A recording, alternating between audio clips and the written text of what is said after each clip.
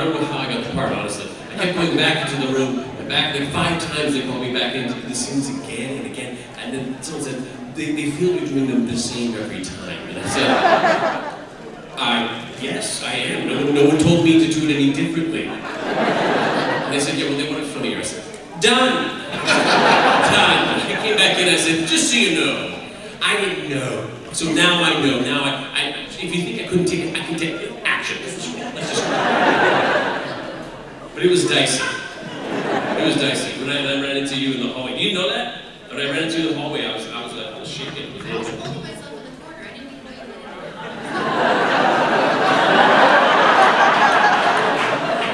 And I left and you said, how did it go? And I said, really good.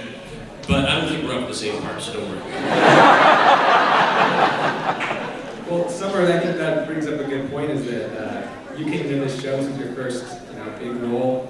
How did you even approach that? You had such a tough job. Your role was so internalized. How did you approach your part?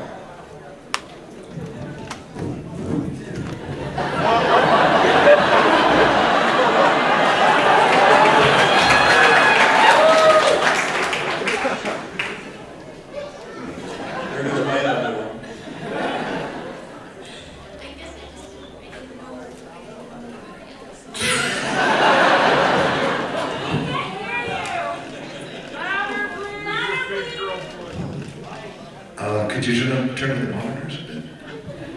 She said, the people at the back are always the loudest.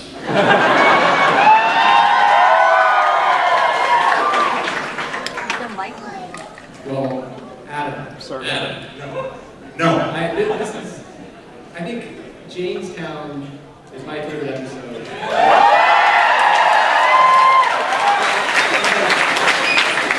It really showed, there's a real sweetness to Jane, even though he's a complicated man, right? So how did you bring that kind of sweetness to this guy that's also kind of a jerk? I was raised north of Chicago by a couple of parents that were normal and, they were mean and nice on the same day, and they had older brothers that beat the crap out of me all the time. So I was from a loving family with bullies as brothers, and it was great. I loved them.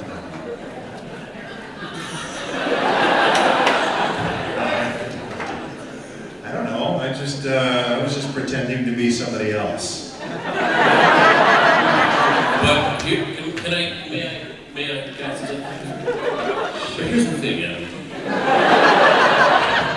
On paper, Jane, entirely unlikable. Entirely predictable in that he'll screw you, given the chance. And yet adored by millions.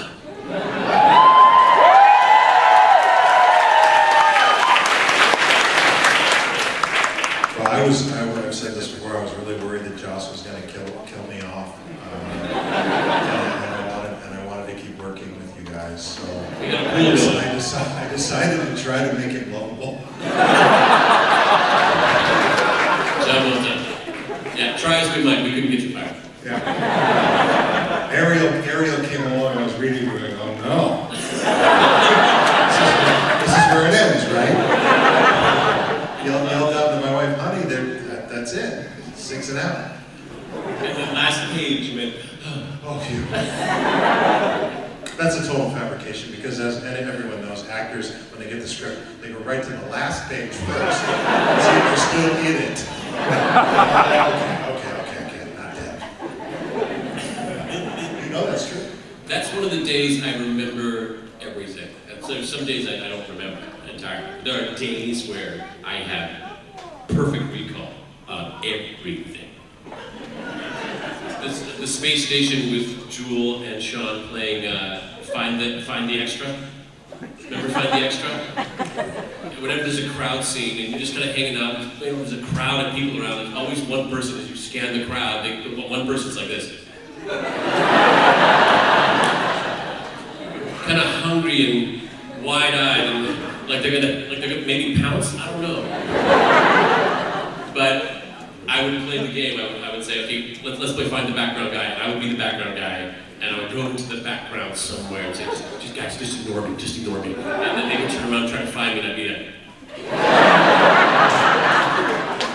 those days I remember just like your day in the air lock. Yeah, I'm crystal clarity.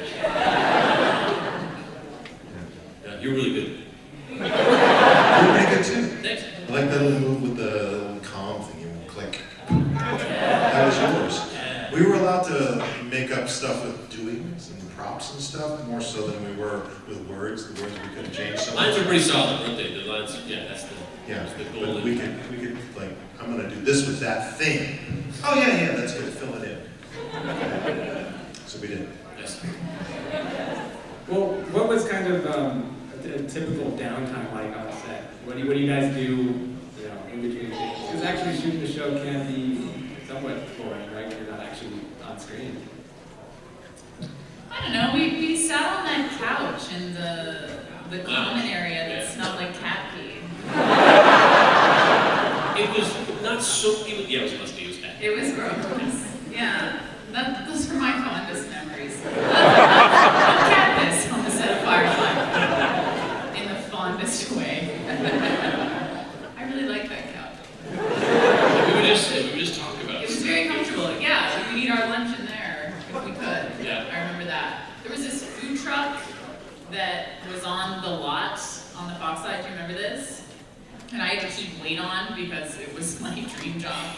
And I would eat these grilled cheese sandwiches every day from this food truck, and they would become more and more elaborate every day, avocado and bacon and stuff. And I remember sitting in that room, smelling cat pee, and eating my grilled cheese sandwich. I came up to Jewel one day, she was chowing on this jelly donut, just kind of slow.